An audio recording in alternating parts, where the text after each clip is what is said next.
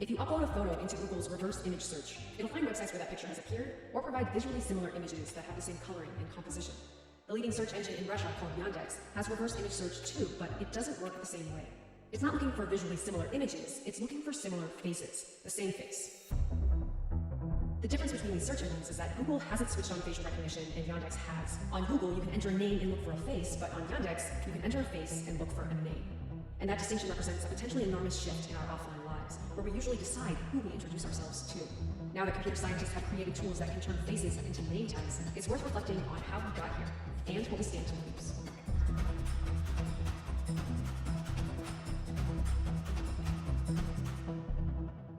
A computer's facial recognition system has broadly the same components as your own facial recognition system. You see someone with your eyes, your mind processes the features of their face and recalls their identity from your memory.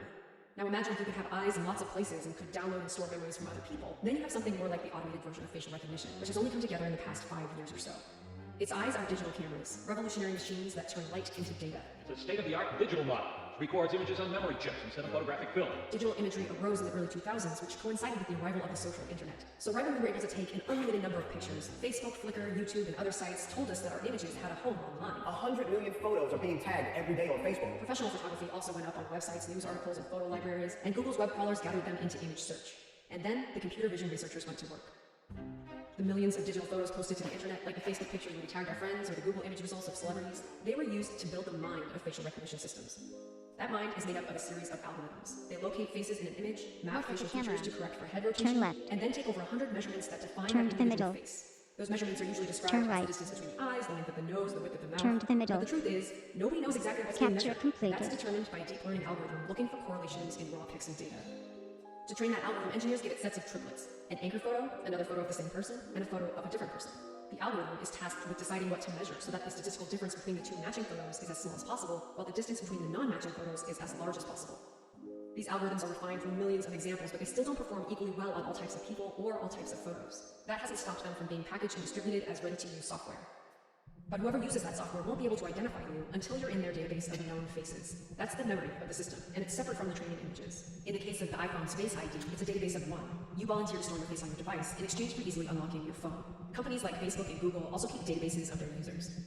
But it's governments that typically have access to the largest databases of names and faces, so facial recognition significantly expands the power of the state. They collected these images for other reasons, and now they're repurposing them for facial recognition without telling us or obtaining our consent, which is why several US cities have banned government use of facial recognition. In the private sector, retail stores, banks, and stadiums can create or buy watch lists of known shoplifters, valued customers, or other persons of interest, so they're notified if one of those people shows up. And then there's another source of labeled photos. Those are the ones we've been labeling ourselves by setting up profiles on social media networks. It's typically against the terms of use to program bots that can download faces and names from sites like LinkedIn, Twitter, or Facebook, but it's doable. And what's at stake is something that most of us take for granted: our ability to move through public spaces anonymously. So we typically think of public and private as being opposites, but is there such thing as having privacy when we're in public? I would like to think so. Evan Selinger is a professor of philosophy who argues that facial recognition is a threat to obscurity, which is the idea that personal information is safer when it's hard to obtain or understand. So we have natural sort of limitations in what we can perceive and what we can hear. Even the human mind has sort of basic limits at how much information it can store. So one of the things that technologies do is they reduce the transaction costs of being able to find information, being able to store information, being able to share information, and being able to correctly interpret information. And so facial recognition is probably the most obscurity eviscerating technology ever invented. We don't have to imagine how this could play out. It's already happening with photos from the Russian social media network VK. Eric Toller, a journalist who covers Europe for Bellingcat, showed me how it works with a random video of Russian soccer fans picking fights in Poland. There's about 10 or so of these soccer hooligans in this video, and for like every single one, you'll find their profiles on VK. Okay, I'll get this guy back. Let me say him. There you go. Okay, so yeah, here's the first result of this guy. So you click the photo here, it'll take you directly to the photos link. And here he is. He's wearing the same shirt. Yeah, he's wearing the same shirt. This is him too. So this is probably like his buddy who uploaded a photo. Yeah, so this is probably this guy. This is the profile. Here's his buddy right here. Yeah, so here he is during the baptism, probably. And the photo you uploaded is not like particularly clear or high resolution. No, not at all, right? It's just like it's probably 200 by 100. So it is kind of it does feel weird when you do this and you have access to more information than you should. Is what it feels like.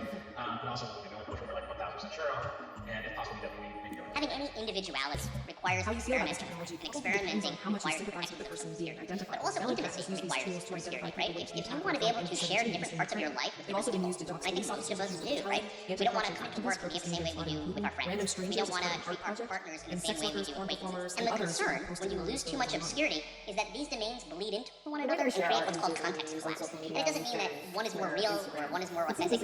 Leading a rich life requires us to be able to express ourselves in diverse ways. The photos we took to share with friends, or document history, or simply get a government ID have been used to build and operate a technology that strips away the protections that obscurity has always provided us. I would say absolutely. In fact, I would go further and say if we ever create a society where that's not It's nothing less than a massive bait and switch. a lot of the One that things could are change the meaning of the being a human face being are forever. really going to be compromised.